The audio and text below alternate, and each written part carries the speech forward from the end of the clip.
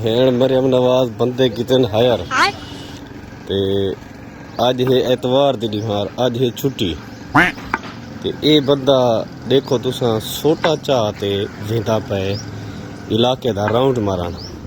अच्छा मैं पूछे खैर है क्यों चेवे दी चाचा सोटा आखे दे जेड़े सारे इलाके दे जेड़े बंदे सा को गंद नहीं चावने ना ठीक है।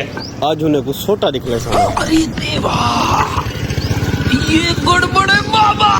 ये एतवार दी निहार छुट्टी है यूनियन काउंसिल दे को बैठा आज मैं गुस्सा आया अल्लाह पे ते जान दे हुनी दा प्लान क्या है।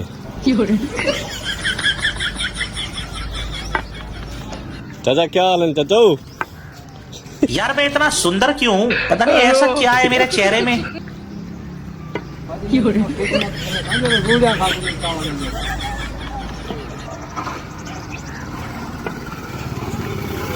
झुके रहना पड़ेगा मेरे आगे क्योंकि मैं अपने में खुद हीरो हूँ।